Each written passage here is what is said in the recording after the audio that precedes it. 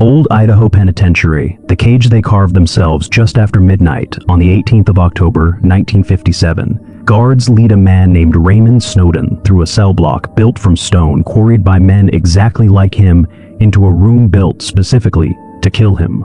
A noose goes around his neck. A hood covers his face. The trap door springs. He should die in seconds. Instead, he hangs there for close to 15 minutes, strangling slowly, while the family of the woman he murdered watches from behind a glass window. Nobody had bothered to calculate the drop distance for his weight. Snowden becomes the last man ever hanged in the state of Idaho. He will not be the strangest resident this prison ever held.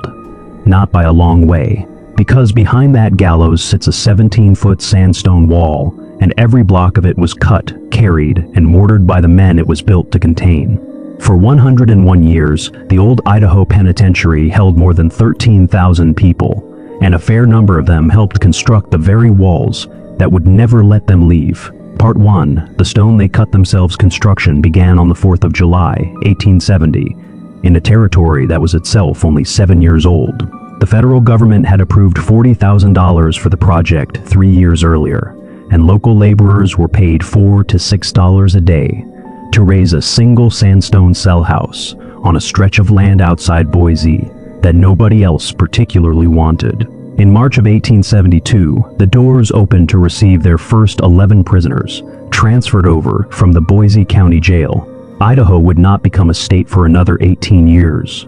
For now, this was simply the territorial prison, standing alone against sagebrush and distant mountains. It did not stay small for long. Resident inmates were sent to quarry sandstone from a ridge just east of the complex, and when one building was finished, they were put straight to work on the next. They cut the stone, they hauled it, they stacked it. One inmate is even credited with designing the dining hall that still stands today. Eventually, the complex grew to include 5 separate cell houses, a women's ward, a hospital, a shirt factory, a blacksmith shop, a license plate factory, and a cannery. The whole thing eventually ringed by the same 17-foot wall the prisoners had built around themselves. The prison bakery alone reportedly turned out thousands of donuts a day for sale to the public, made by the same hands that mixed mortar for the walls surrounding them. But numbers alone barely hint at what this place actually held. The youngest prisoner ever received was 10 years old, sentenced for killing a man. The oldest was 81, an aging cattle rustler.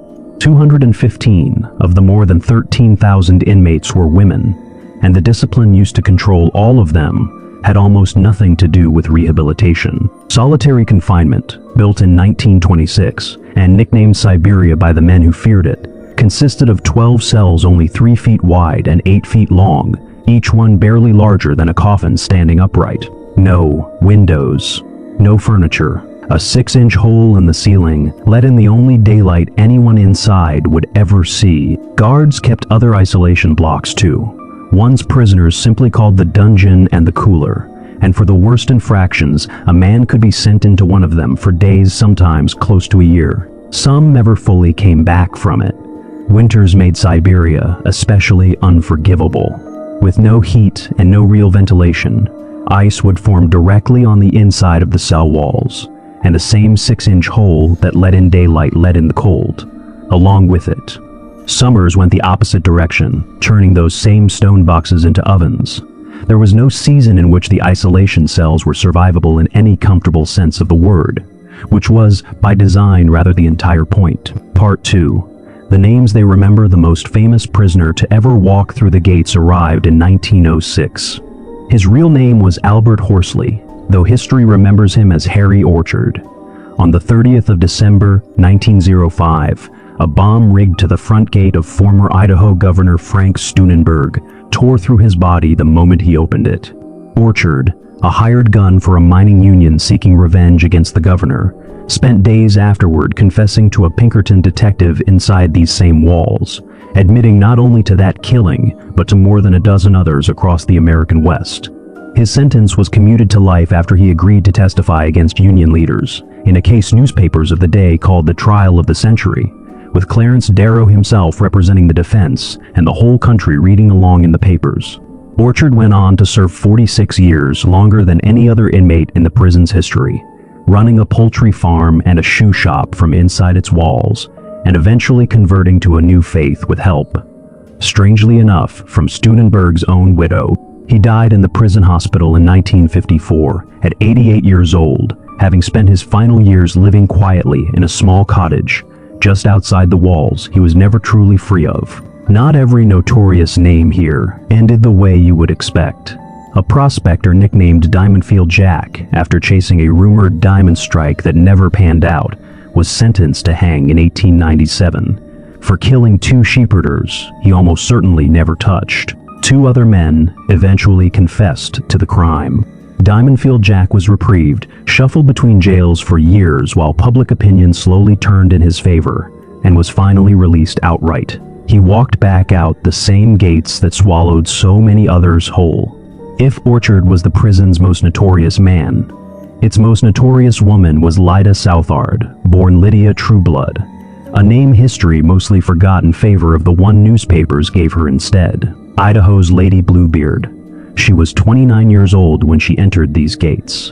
Between 1915 and 1920, 4 of Lyda's husbands died, each after a sudden illness, each illness preceded by a home-cooked meal. The cause, eventually, was traced to arsenic, extracted by boiling ordinary flypaper down into something lethal.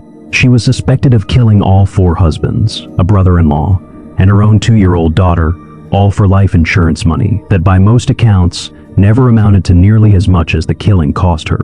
Convicted in 1921, Lyda escaped prison a decade later with the help of a man who had fallen for her behind bars, married a 6th husband while on the run, and was recaptured a little over a year afterward. She was paroled in 1941 and fully pardoned in 1943. She died in 1958, a free woman, having never once confessed to anything. Part 3. The ones who ran, and the one who stayed fame like Orchards and Southards, was rare. Most of what happened here never made a headline. For 101 years, prisoners were beaten, assaulted, and occasionally killed by each other, while guards looked the other way. Tuberculosis and pneumonia swept through the crowded cell blocks on a regular basis. Well over 100 men died here from violence, illness, or their own hand. Most of them buried in an unmarked corner of the prison cemetery known simply as Yard 2, the same yard where the executed were laid to rest without a name attached to their stone. Given all that, it is perhaps no surprise that more than 500 escape attempts were made over the prison's history, and roughly 90 of those men were never recaptured, swallowed whole by the Idaho wilderness and simply never seen again. Some dug, some scaled the wall with makeshift ropes. Some simply walked away from work details in the fields and kept walking. One of the more memorable attempts belonged to Henry Meeks, a man believed to have ridden with Butch Cassidy's gang after a bank robbery in Montpelier. On Christmas Eve of 1901, Meeks slipped away from a work detail near the hog pens, cut a cart horse named Sealam loose from its harness, and rode north into the hills. Trackers caught him the very next day. 5 days later, an entirely different prisoner stole that same horse and made it out clean. Neither that prisoner nor Sealam were ever seen again, though the horse reportedly turned up grazing peacefully 6 months later, dozens of miles south near the Snake River. Meeks did not stop trying. Over the years that followed, he attempted at least 4 more escapes. One ended with a bullet in his leg and an amputation. Another, in March of 1903, ended with him scaling the prison wall alone and diving off the far side, shouting a phrase that made it into the newspapers the next morning. He survived even that, eventually dying years later, far from Idaho inside a different institution entirely, which brings the story back to Raymond Snowden. On the 22nd of September 1956, the 34-year-old itinerant laborer met 48-year-old Cora Dean at a nightclub in Garden City, and the two left together that night. What exactly triggered what happened next is disputed, but the outcome is not. Snowden slashed Cora's throat, then drove his blade into the base of her skull to sever her spinal cord in one deliberate motion, then stabbed her body another 29 times. A paper boy found her the next morning. Snowden confessed after 8 hours of interrogation, telling detectives exactly where he had thrown the knife, though it still took them days to find it in a storm drain outside a downtown cigar shop. He was convicted of first-degree murder within weeks and sentenced to hang, becoming, in the press of the day, Idaho's own version of Jack the Ripper. On the night of his execution, guards strapped him into the newly built gallows inside Cell House 5, the maximum security building that also housed death row. Nobody had properly calculated the drop distance for his weight. The fall should have broken his neck instantly. It did not. Witnesses, including members of Corradin's own family, watched him struggle against the rope for roughly 15 minutes before he was finally pronounced dead. His own family refused to claim his body. He was buried in an unmarked grave on the prison grounds, one of only 10 men ever executed here, and the last one Idaho would ever hang. Part 4. What outlasted the walls? Not everything inside these walls ended in tragedy. In 1952, an inmate found an abandoned kitten in the prison barn, and against every rule in the place, decided to keep him. The guards, unexpectedly, allowed it.